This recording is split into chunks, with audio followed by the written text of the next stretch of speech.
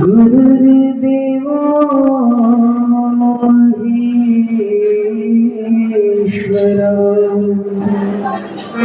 गुरुर्साक्षात् परब्रह्म तस्मै श्री गुरुवे नमः। तस्मै श्री गुरुवे नमः। परम आराध्य देव हृदय सम्राट श्री नवीन निवासी भगवान एवं पूज्य गुरुदेव के पावन चरणारविंदों में उपस्थित मंच पर विराजमान मेरे गुरु दरबार का अर्चनीय वंदनीय संत समाज सभी के चरणों में कोटि कोटि नमन करते हुए आइए जितनी भी संगत उपस्थित है सभी एक बार अपनी अपनी रचना को पवित्र करें। श्री गुरु महाराज जी का परम पावन जयकारा लगा करके जयकारे से पता चलेगा कि कौन कौन यहाँ बैठा है और कौन कौन अपने घर पहुंच गया यहाँ बैठा बैठा। तो बड़ी प्यार से समर्पण भाव से श्री गुरु महाराज जी का जय घोष करके अपनी रचना को पवित्र करें।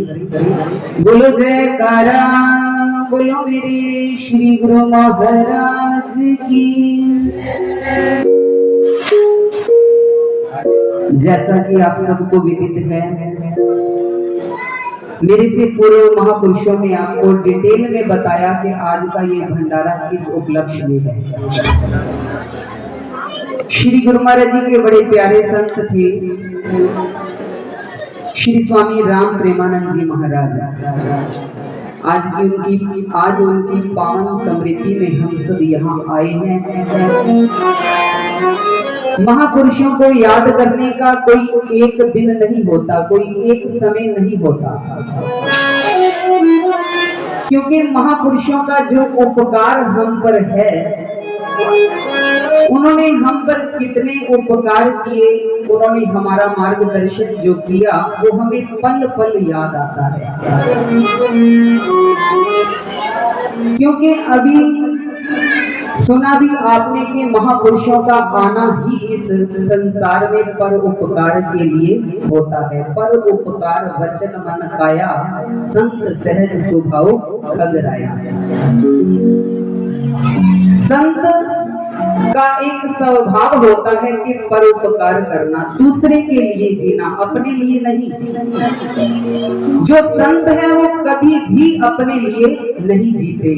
आपने स्वामी राम प्रेमानंद जी के जीवन को बड़ी अच्छी तरह देखा, सब लोग परिचित हैं उनसे। उन्होंने अपने लिए कभी कुछ किया नहीं। यहाँ पर कभी बैठे होते हैं तो बहुत सी संगत ऐसी यहाँ पर आती है, पता नहीं कौन कौन से गांव से, और आकर के लोग जब बताते हैं, जब चर्चा करते हैं स्वामी जी के बारे में कि ऐसे ऐसे आशीर्वाद उन्होंने लोगों को दिए, अपने आशीर्वाद से लौकिक भी दिया और परलौकिक भी दिया। जिनका कोई काम नहीं उनको आशीर्वाद रूप में कोई रुपए दे दिए, जिनके पास बच्चे नहीं हैं उनको झोली में फल डाल दिया, वरना और भी बहुत से ऐसे किस्से सुनने को मिलते हैं कि जिनको भी उनका आशीर्वाद मिला उनका जीवन ही बदल गया। और संत जो होता है उसका जो हृदय होता है वो इतना कोमल होता है कि वे दूसरे के दुख को देख नहीं सकते, और उनके मन में कभी कोई भेदभाव नहीं होता, सब समान होते हैं उनकी नजरों में। गुरबाणी में भी आपने सुना होगा कि बंदव संत समान चित हित अनहित नहीं कोई। किसी के लिए अनहित की बात आती ही नहीं उनके हृदय में। और कबीर जी की भी वाणी है बड़ी सुंदर कि कबीरा खड़ा बाजार में सबकी मांगे खैर, ना काहू से दोस्ती ना काहू से बैर। किसी के साथ दोस्ती नहीं और किसी के साथ कोई वैर नहीं। आप देखते हो कि संत भी आपकी तरह इस संसार में रहते हैं। ये जितने मंच पर बैठे हैं ना गुरु महाराज जी के संत, सब आप में से ही निकल करके संत हुए हैं। फिर इनका जीवन आपसे भिन्न क्या है? आप भी जी रहे हैं और ये भी जी रही है इस संसार में रह करके। अगर कुछ भिन्न है तो क्या कि आप इन संसार के प्रलोभनों को देख करके उसमें फंस जाते हो, और ये संत जो हैं वो इस संसार में रह करके भी इस संसार से परे रहते हैं।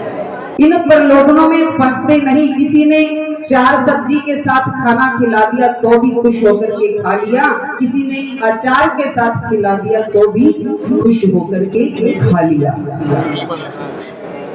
किसी ने बढ़िया कपड़े पहनने के लिए दे दिए तो वो पहन लिए, किसी ने घटिया दे दिए तो वो पहन लिए। यानी संत जो होता है वो कभी भी अपने लिए नहीं जीता, और संत वही होता है कि जिसके अंदर कोई इच्छा ना हो, जिसके अंदर कोई कामना ना हो।